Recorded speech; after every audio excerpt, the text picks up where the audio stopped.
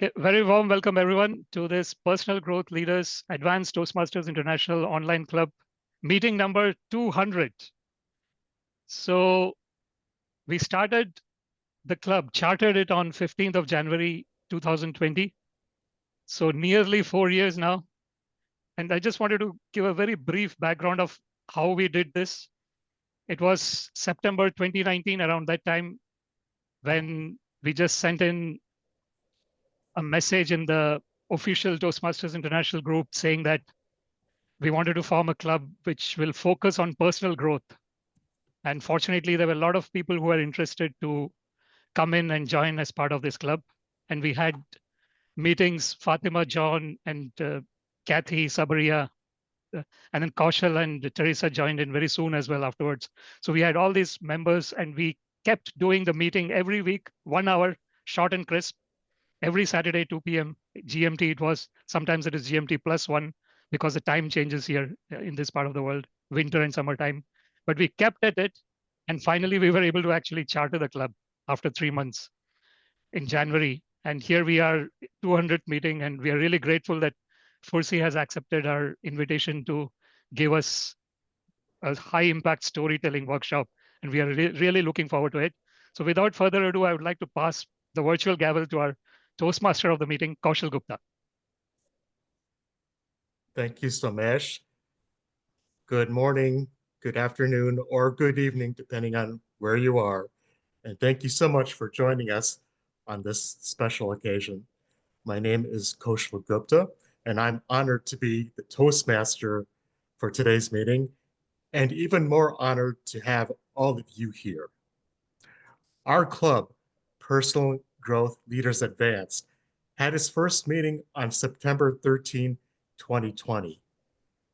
We have met every Saturday since then to give experienced Toastmasters more opportunities to deliver speeches and develop their communication and leadership skills. We've had members from countries all over the world, including Australia, Canada, Germany, India, Ireland, Malawi, Malaysia, Poland, Peru, Rwanda, the UK, the USA, and before this meeting, we were chatting with guests from Belgium and Mexico, and I hope we get the opportunity to get familiar with all of the guests who are here with us today. Not only is this the 200th meeting of our club, but as many of you know, this is also the 100th anniversary of Toastmasters International. Since its humble beginnings in the basement of a YMCA, Toastmasters International has grown to 270,000 members in 14,000 clubs in 150 countries worldwide. I thank Ralph Smedley for founding Toastmasters International and distinguished Toastmaster Somesh Kumar for founding this great club. And I thank our featured speaker today who is making this event truly special. His name is Fursey Gotuaco. Fursey is an executive speech coach who has been teaching theater and speech for over 30 years.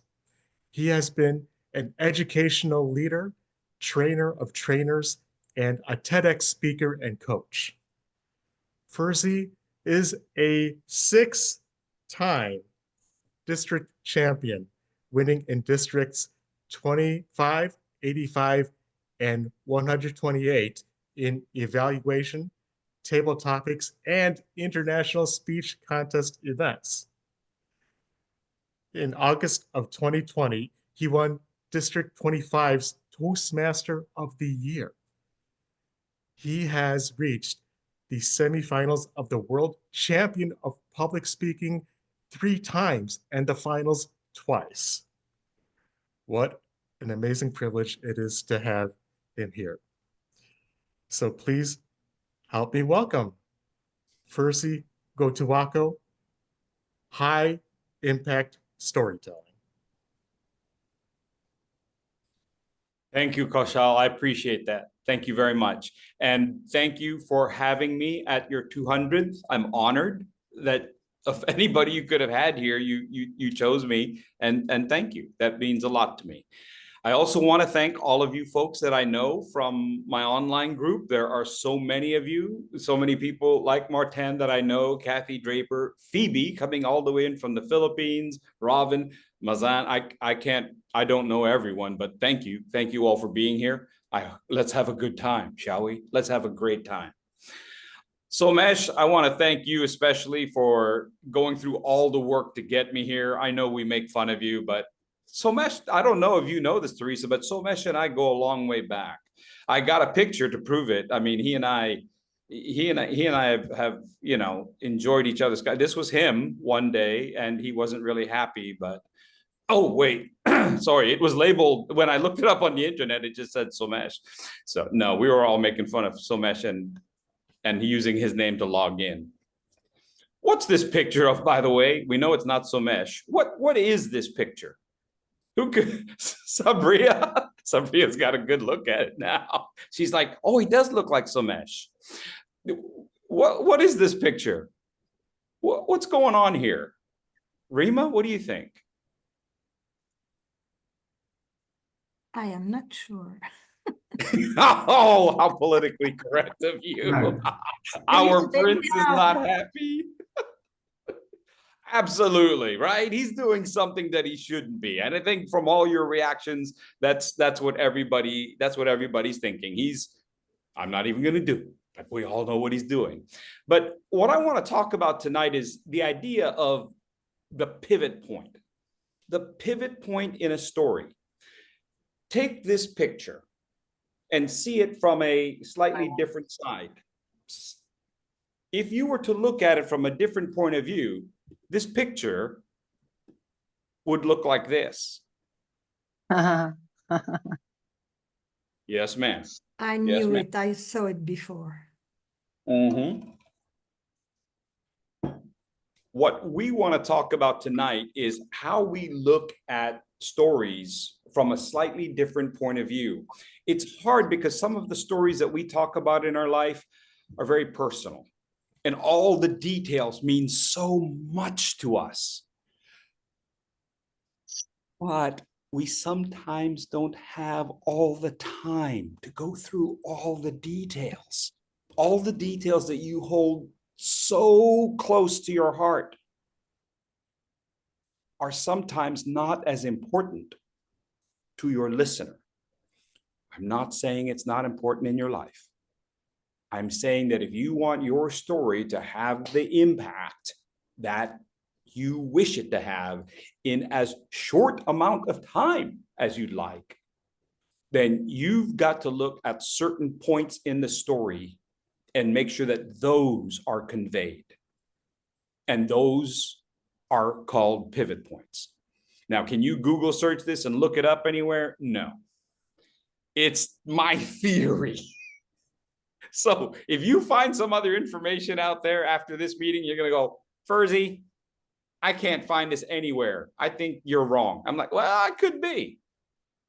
I just know that this is what I coach people on, and this is what I do myself, and it works for me, especially when you have just a short period of time.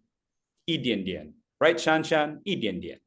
Idian means just a little bit. I'm guessing that Shanshan is speaking as a Mandarin speaker. Maybe yes, maybe no. So let's take a look at it. And I will be having all of you tell your stories. So think about a story that you would like to tell. Think about a story that you would like to tell in 60 seconds or less. Let's go over some basics. Storytelling. Storytelling basics. Hey, Reza. She's coming in from New York. Please don't hold that against her, Teresa. No, just kidding. Plot, character, conflict. People forget about the basics. Plot, character, conflict. Did you also notice what I did? when you show a slide and it's got a lot of words, let the audience read. Just mute yourself and let the audience read it. I know it's hard because we go, new slide. All right, let's get it. It's like, no, just take a moment, let them read. Okay, I'm gonna go ahead and duck behind the slide and let you read. Can you still see me? Yeah, okay. The forehead's too big. It's more like a 5-head or a 7-head, not a 4-head. I know my students go, Mr. G, it's kind of like more like a bus head. Okay, so we have the basics of storytelling, yes? Add pivot point to this. Pivot point. Now, here are some details. I'm going to go very quickly because I think most of us have studied these in school.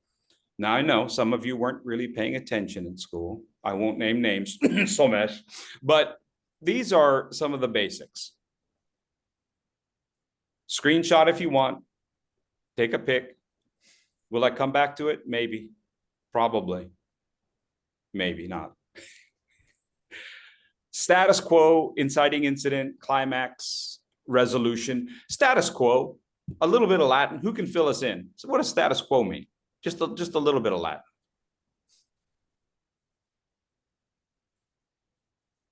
No one wants to admit that they studied a dead language? No, nobody? Come on. Who wants to give it a try? Regular thing. Teresa says regular thing. In essence, I'll accept that. It's kind of like when people try to order a croissant. I'll accept whatever pronunciation you have, or Worcestershire sauce. Is that like the hardest word in the English language to say? Worcestershire. Why do you even have those syllables in there? But yes, croissant. Okay. Regular thing. When you have a story, this is status quo. The beginning of the story is status quo. And then you have the inciting incident. Yes. So you have all of those things happening and leading up to the climax and then the resolution. Those are the basics of a plot.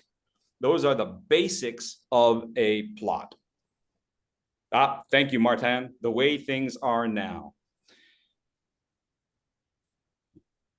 Take a look at this one.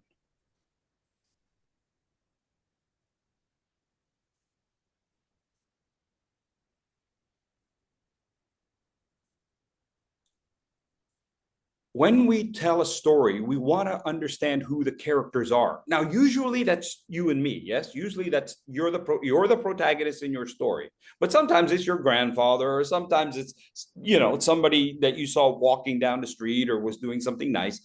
So you have to ask yourself, who are you? Who is the character? Not just, oh, it's the name of this person or the name of that person or their relationship to you.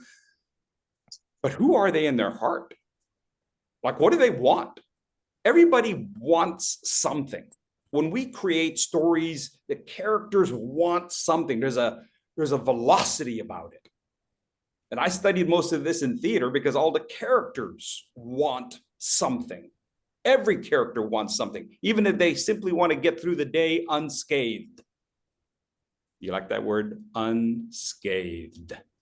So who are you? What do you want? And what is getting in the way? What is getting in the way? If I ask Fatima, what is getting in the way? Something tells me John would be part of that answer. No, just kidding. Sorry. Just checking, John. Just checking if you're actually paying attention or watching the football game. Okay, so what we want to do is, Fatima's like, yeah, that guy. So who are you? Who are you and what is your trajectory? And then what gets in the way? It's important that the audience understands that. Otherwise, they really don't understand what the direction of this story is. And if they don't understand the direction, then it's kind of like when the grandson looks up at grandpa going, Grandpa, why are you telling me this? I don't understand. You have to help me to understand because the details in place don't necessarily tell the story. And when you talk about what's getting in the way, that's when we're talking about conflict. Conflict. Now, in storytelling, there are 4 basic kinds of conflict. Would anyone like to volunteer one of them? Just one. You can do 2 if Maybe you really conflict with an antagonist or an enemy? There, yes, and with the antagonist, and that's usually going to be what they, in classical terms, man versus man. Yes, in classical terms, man versus man. Thank you, Kaushal. Jim? Man versus self. Man versus self. Absolutely. Or as I like to call it when I go to Costco and I can't reach the top thing, I go man versus shelf. I'm sorry, that was horrible. That was horrible. Don't laugh at that. Jim, don't laugh at that. Come on, man. That's Kilola. That's low-hanging fruit. Don't let me get away with that kind of cheap stuff. You make me work for your laughter. Okay, that's good. Man versus self. Absolutely. A third one?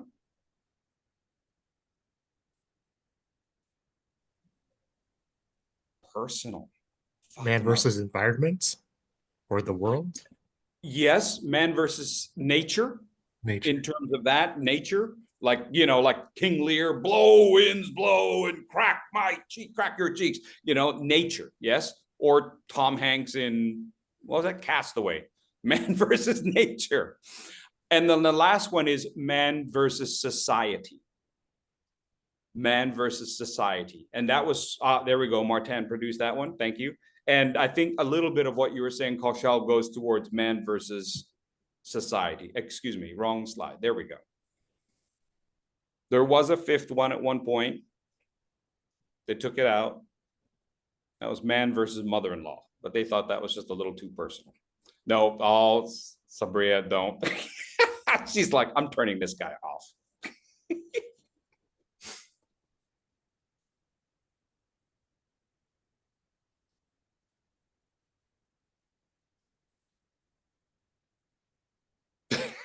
Tyrone.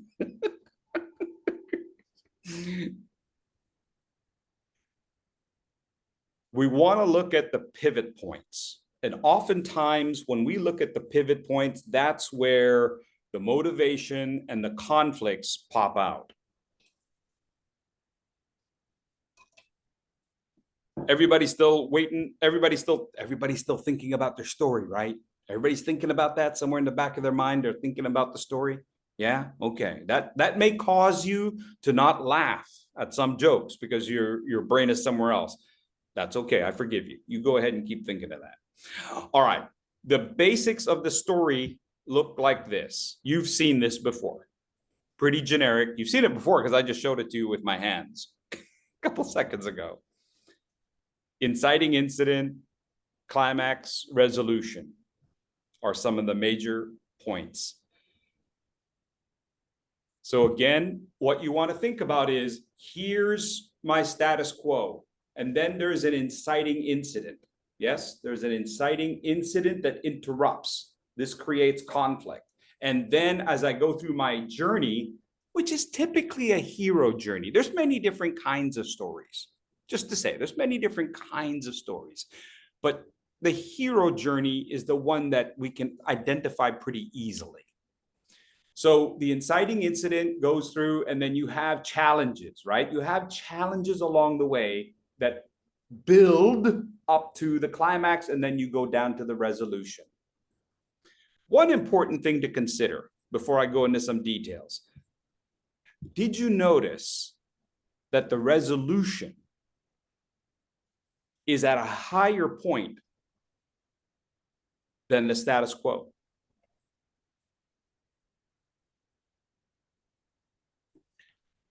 A lot of people forget that.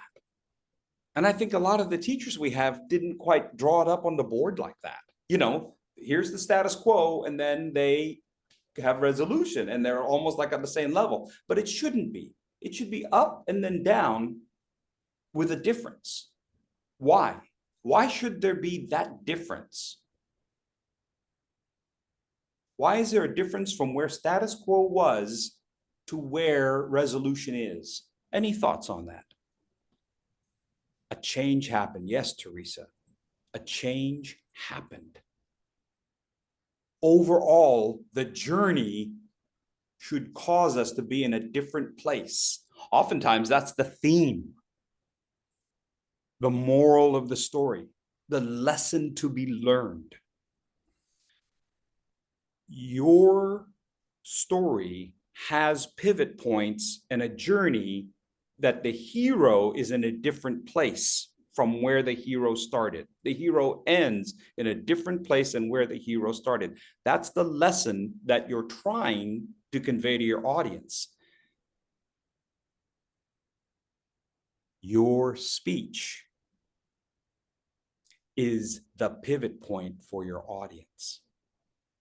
I'm going to drop that in your lap right now and continue to touch base with you on that, okay? Your speech should be a changing point for your audience. Your audience should say, here was my status quo when I first started listening to you, and now you've taken me on this journey, and now I'm here. So not only is the hero going on this journey, your audience is going on this journey. You've got to take your audience with you. If you don't take your audience with you, then Grandpa, why are you telling me this? You have to take your audience with you. And it can't just be, let's just say in a Toastmaster speech, it can't just be that in a 5 to 7 minute speech with 30 seconds grace period. By the way, I really thought it was 33 seconds grace period. I don't care what people say. They said you have 33 seconds after you see red. No, that's not true. It's my own fault. It's my own fault. So when you have that amount of time, 5 to 7 minutes, you cannot tell a story about yourself. There we go. Sorry. They use that sound anytime I use bad words. They gotta delete that cuss word. No, you have to take the audience in the journey, and they're not going to accept it if you spend 6 minutes talking about yourself. And then in the last minute or 30 seconds go, and so now how about you, audience? What do you think? I'll tell you what I think. I think I checked out 5 minutes ago, and now I'm on my phone. Does this make sense? We get caught in that trap. We get caught in the trap of talking. And in the last 20 seconds, we go, and how about you, audience? Haven't you ever had a toe that hurts so much? No, I haven't. You didn't bring me into your story. You did not invite me on the journey. You have to make sure that the audience is in on the journey long before we get to the resolution. Long before we get to the resolution. And that's why we have the pivot points.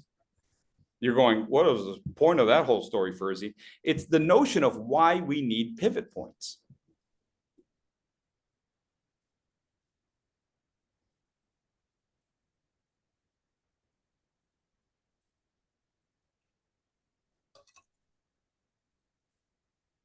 I decided to use emojis just in case my audiences don't understand my English, just in case.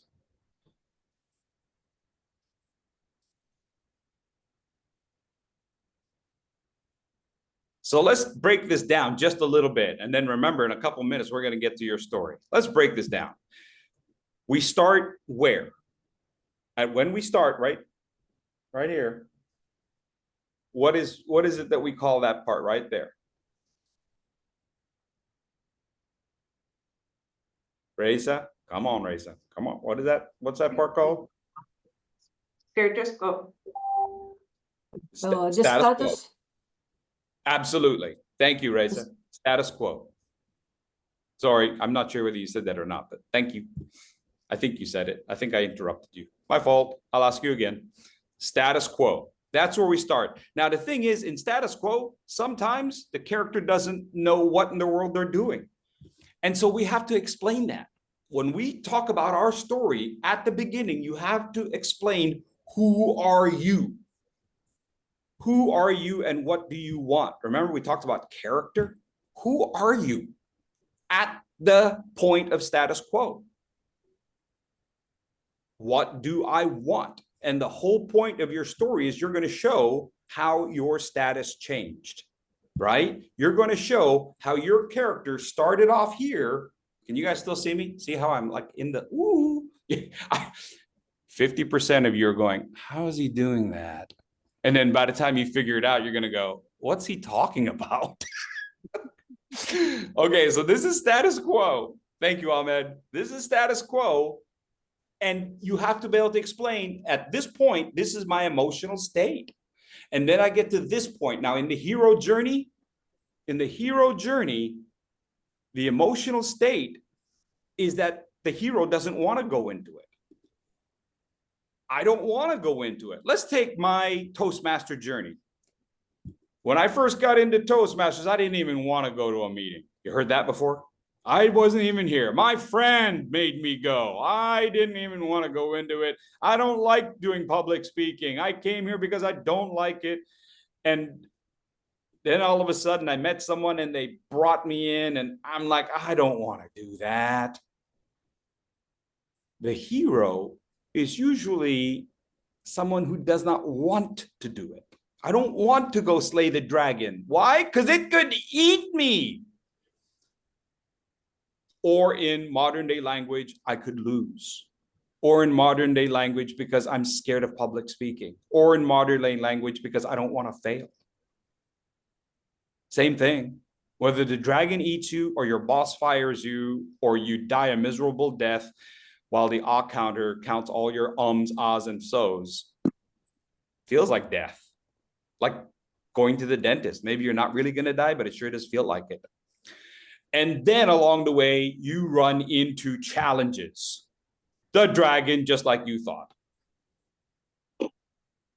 And in your story, what is this? You have to decide. And it can't be a long, drawn-out explanation. And you have to give the audience a chance to ask themselves, what is that in their own life? What is the dragon in their life? What was their great fear once they decided to go on the journey? What was your fear? What was your fear coming into Toastmasters? What was your fear of asking out that girl? What was your fear of saying yes to the boy? I don't know. But each of us has our journey, but you have to give the audience a chance to connect with you on that journey. You go through several trials and tribulations and you get to the natural point of a climax in the story. Yeah, I succeeded. Let me demonstrate this with my eyebrows. Yeah, I can't. This is the best I got, Teresa. Yeah. Fatima's going, oh, hang on, let me get a close-up of this. I'm sending this to his mother. She's not going to believe it. Yeah. So how do we feel once we've reached the top? Is it simply a matter of celebration? Or is there a matter of relief? Or is there a matter of, oh, now I get it. Think about this. We talked about conflict. What is the conflict? And we talked about the 4 different kinds of conflict. Something to consider is when you get to the top, it could be that you realize the conflict has changed. It may have started out as man versus man. It may have started out as man versus man. Maybe you wanted to do something with your life and you blame your father because he wouldn't let you. But then you realized, my father wasn't the problem. I was the problem because I couldn't get out of my own way. I blamed my father, but really it's me. So your conflict changes. That's part of your discovery. What do you think about that?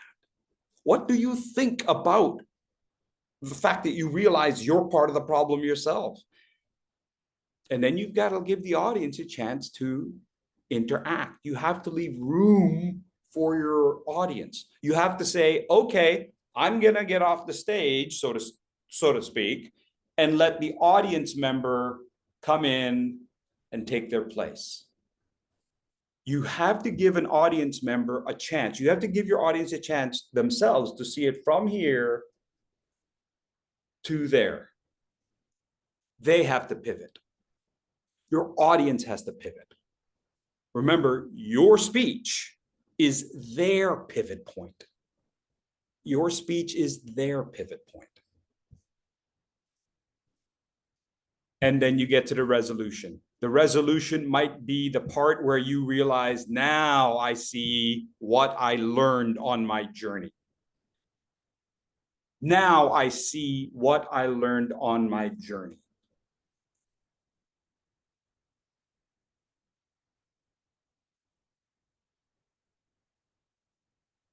And you've got to bring your audience with you on that. So let's take a look at a couple of these, just for fun. Would you all join with me and just forget about the fact that Somesh is videotaping this, okay? Just forget the fact that Somesh is recording this and he's going to show this at your 50th wedding anniversary or something like that, or your wedding. Would you join me and let's do the facial expressions, shall we? Let's all do the facial expressions of this guy. Huh? Status quo. Huh? I don't know. I don't know what to do. What's my life doing? There you go, Jim. Oh, Jim's got the shoulders going. Jim's got the shoulders going. That's yes, yes. Does this make sense? At the beginning, we had to convey to our audience, I don't know. I didn't know. Yes, we have to, I didn't know. And then you got to give your audience a chance to go, yeah, I didn't know either. And then the inciting incident. Oh, I don't think I want to do this. I don't think I want to do this. Let's try this all together, right? Okay, let's go. I don't know. Yeah, yeah. The shoulders cringe in, right? Like I don't look at the hands. I don't. Right? I know. We can use every part of our body to create that kind of impact for our audience along the way. And you can even pause and give them a chance. And if you do it right, you'll even see it in their audience. They're going to get the head nods. You're going to get the head shakes. You're going to get the, the facial expressions back. And then, of course, there's this guy. Okay, come on. Yeah, who's the villain? Give me the villain. Oh, that's good. That's good. Yes, Dong Mai, good. Yeah, yeah. Hilal, who's the bad guy? Give us, there's a villain, right? There's a villain. It's the boss. Who is that guy? You have to give the bad guy, you have to give the villains a chance to show themselves to the audience. You do. You have to give the villain a chance to show themselves to the audience. Audience loves a villain. And sometimes that villain is you. I'm the bad guy. Man versus man. I was the problem. Maybe in all my arguments with my mother-in-law, I was part of the problem. Maybe I didn't give her a chance. There I was taking her daughter away from her. And I didn't take that into consideration. Who's the bad guy? Does this make sense? I'm the villain. I'm the villain, Rima. So we have to be able to show that. And then let the audience remember, yeah, there was a time when you were the villain too, audience. There was a time when you're, this is what that is. And then, yes. Okay, on the count of three, everybody give me your best this guy. All right, 1, 2, 3. Yes. Yes, I'm determined. I actually don't even know what this guy's name is. But he looks the most like me, right? He's got the eyebrows and the bald head. You can see why I chose emojis as a way of communicating with people. And then give me your big smile. Give me your best victory. Ah, excellent. Oh, some of you doing really well. Some of you doing really well. So when we think about our turning points, when we think about the pivot points, when we think about those points that have significance in our characters, you're asking, what did the character discover? You're asking, how are you different?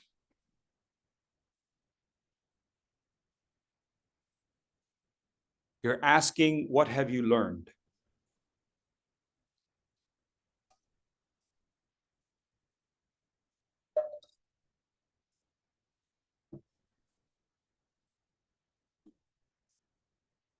Yeah, we have to spell that out for the audience sometimes.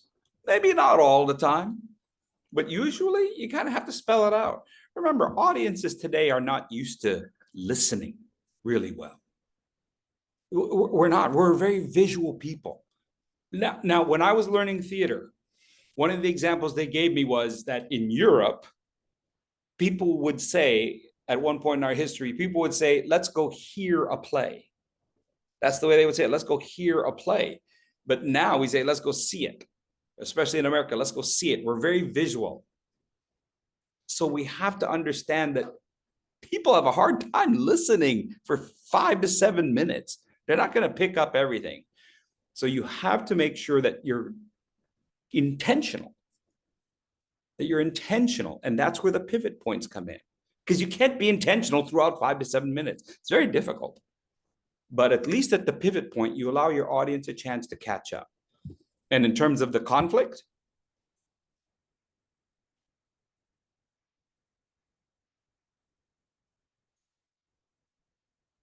how does the audience learn from the conflict?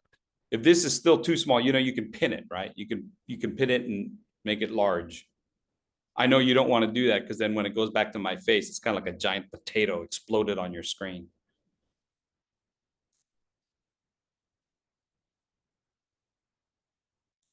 How does the conflict change? Warning, my face is coming back. All right, so, right, because when the screen goes, you're like, he was hiding behind there the whole time. So now we're going to talk about your story. Tell me a story, 60 seconds or less. Tell me a story that you'd like to share. See, it even says in the slides, your story. I'm not making this up. This is exactly what you're supposed to be doing right now. I feel like a substitute teacher. The teacher gave this lesson plan. We have to do this. I'm not making this up. This is what's on the schedule. Your story, your thoughts. Come on. Fatima, I hate to tell you this, but right behind you, John's going right like that. And it's somebody's going to be sleeping on the couch tonight.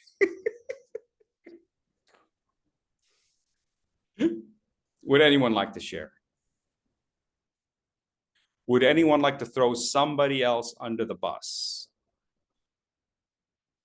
Because if we don't have volunteers, then you got to have victims. I can go if you want. Okay, Samesh, that'd be great. And then we'll go to Teresa. I'll be the guinea pig. Yes, sir. 60 seconds. Go ahead.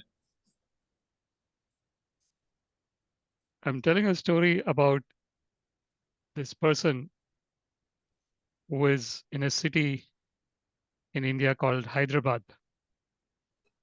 This person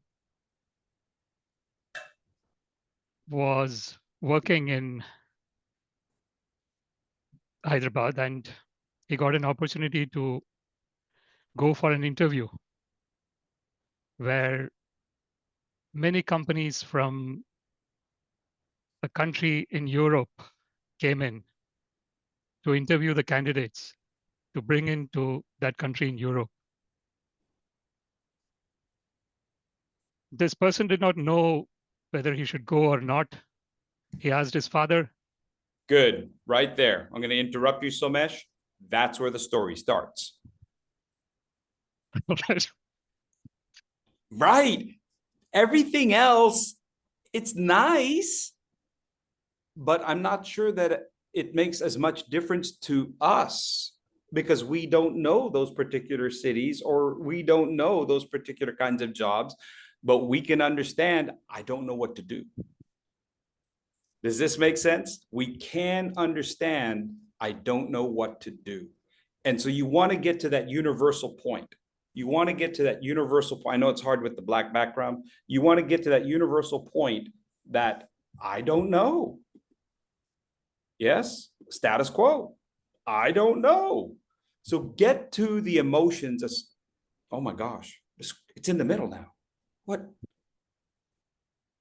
What? Okay, yeah, does this make sense? Get to this point of this guy right here as soon as you can. All right, start the story again. Start right there. You'll see. You don't need all the other stuff. Okay. So the person asked his father what I should do. Should I go for this? Because there was also this context behind this country in Europe that there were some geopolitical challenges there. So he was not really sure whether he should go. So the father said, okay, you can go and see what happens. And then the person went, he did the interview, and then he was asked to send his CV to the people who are in that country. And he did that. And after a few weeks, actually more than a month, it took a good bit of time. He got a call from the technical people in that country working in that company. Here's where we can look at something. I'm going to interrupt you again, Somesh. Here's where timer, I saw red. Are we actually on yellow or are we on red? Or were we okay? We're on yellow. Timer, Ahmed.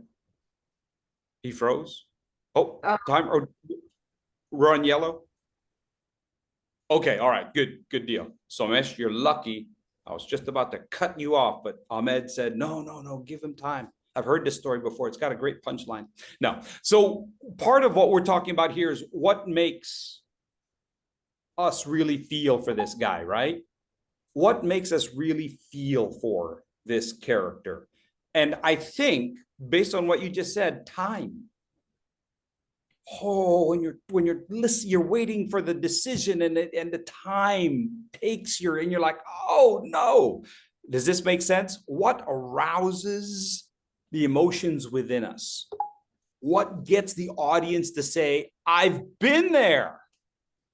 I've done that. That has happened to me. Yes, it's awful waiting for judgment. Yes. And so that's what we want to start to think about. All right, Somesh, continue, please, sir. Okay, so after the few months, then there was this interview, technical interview, and then again, after a few months, again time.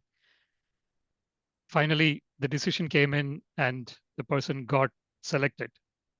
So this was a huge journey, 8,000 kilometers. Was it worth it, Somesh? Was it worth it to go through all of that? Absolutely.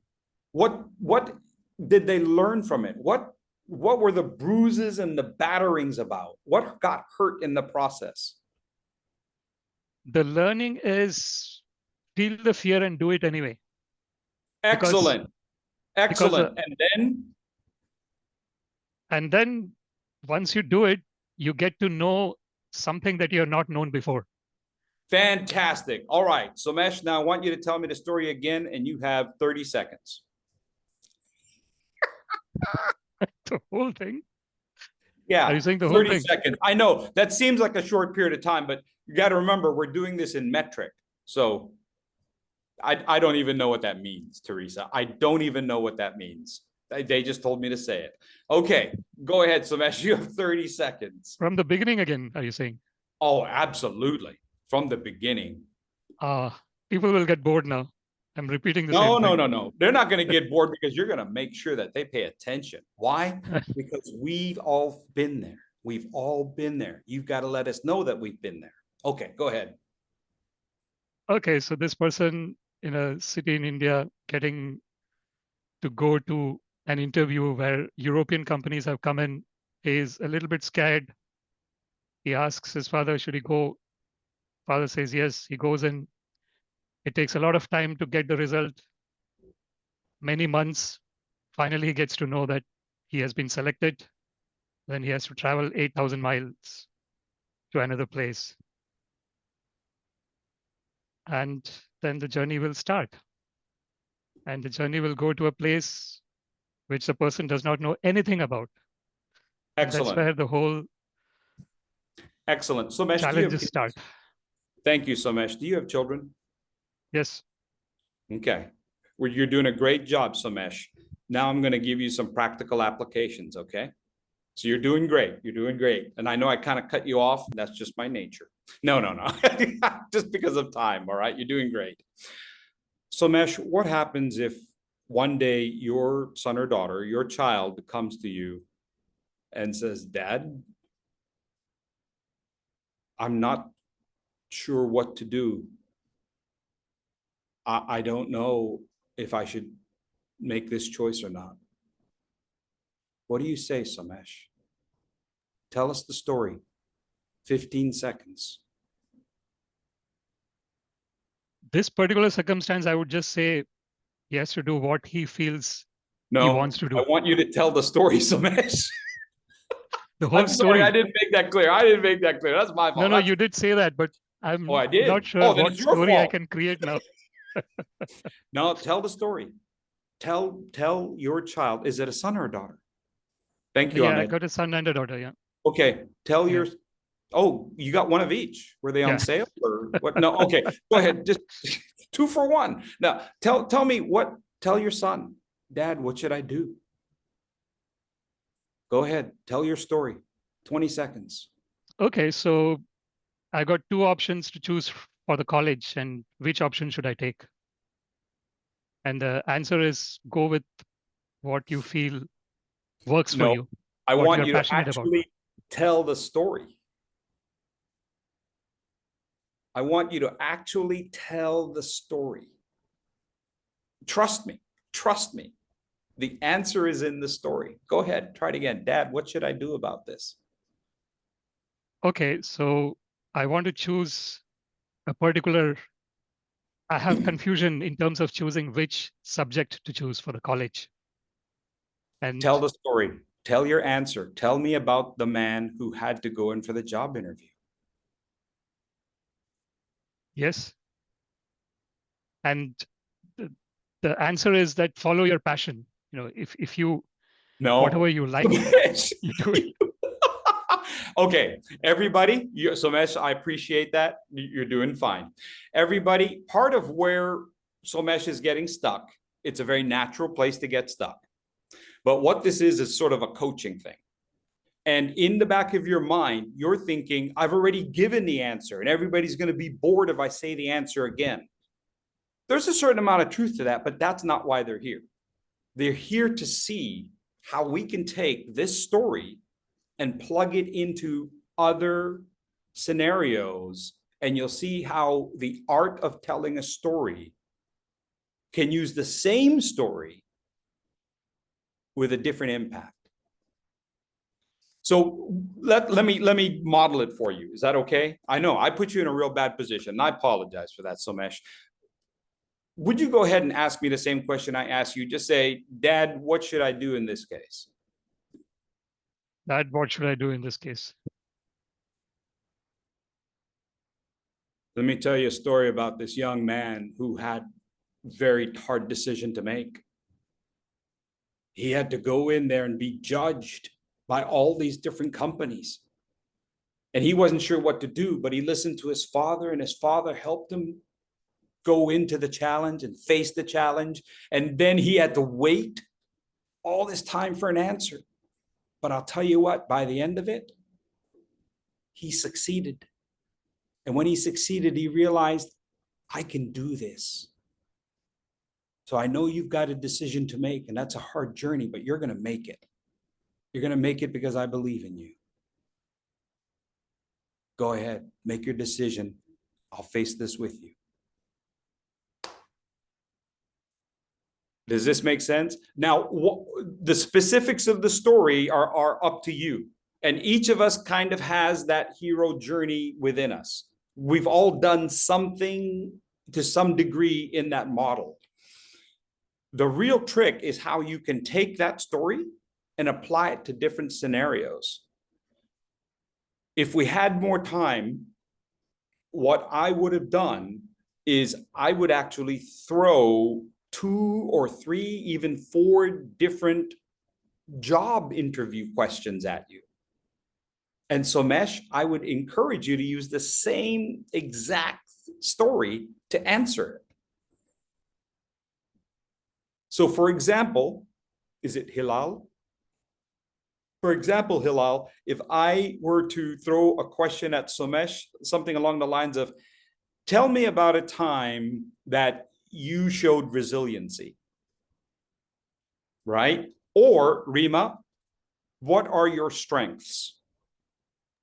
And you tell me that story about overcoming those kinds of decisions. Maybe the strength is resiliency. Maybe the strength is that stick-to-itiveness, that focus that says, I'm going to achieve this. Or Dong, what if I said, what are your weaknesses? Oh, my weaknesses, you know what? Sometimes I get caught in that analysis paralysis, but I also know that it's worth it. It's worth it to go towards my goal. Like for this one instance, I went through this situation, yada, yada, yada, yada, yada, yada, yada, yada, yada, and now I've succeeded. So I was able to overcome my weakness. Your boss doesn't care what your weakness actually is. They want to know you're going to overcome it. They want to know that you know how to ask for help or you know how to work with a team, right? So you can use the same story for several different messages. You somehow just have to pull different, unique messages out of it.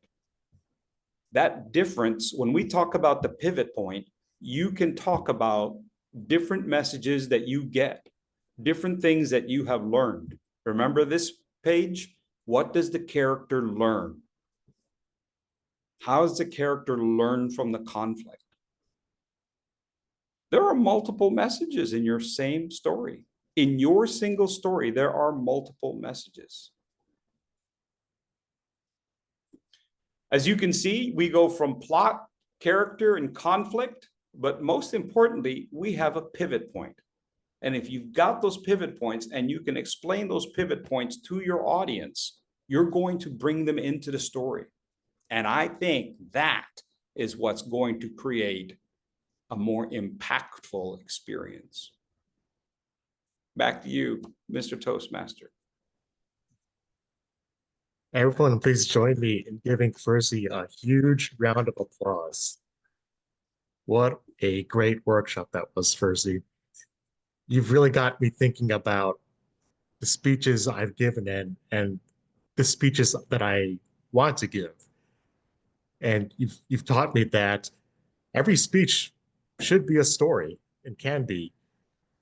And I hope everyone here has taken away and remembers that lesson of starting with the status quo and then going from that to pivot to the inciting incident and pivoting from that to the conflict and pivoting from that to a resolution, taking the audience to a different place than they were when they started. Because if you give a speech and your audience is in the same place as before, then why have you given the speech? So that's really taught me a great lesson, that every speech really needs to be a story in order to be effective. So once again, Fursey, thank you so much. And now I would like to ask our timer to please provide the timing result for Fursey's benefit.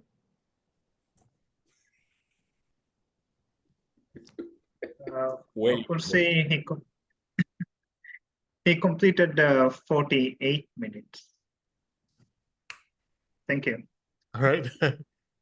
That's quite all right, Fursey, because we are still within the time limit of our meeting, and we got to hear a very effective sample of your coaching ability when you talked Somesh through his story. So that I think that was very much worth it. I would now like to turn the meeting over to our president, Fatima Afia Brigden, for her closing remarks as our president of our club. Thank you so much, Toastmaster today. What an awesome workshop we had. I just wanted to listen. I was glued to the screen, which is rare, very rare. Well done, and it's amazing. I just wish we had more time. Probably we would like to invite you to come and have a longer workshop with us so that we can actually be all participants and we can learn much more. Raise your hand if all of you agree with me that you would like to hear more and more from Fursey. Yeah, see, you got it. As we have just 1 minute, I would like to say thank you so much, everybody, for attending this small workshop. We have learned so much, and we look forward for all of you to attend, and you're welcome to our weekly meeting. And it's been a joy to have each and every guest here, and we look forward to have your presence at our meetings. And with that, I end the meeting and hope to see you. Once again, thank you, Fursey. And that's end of our meeting. Thank you. Thank you, Thank you very Fatima. much, everyone. Thank you, Fursey. If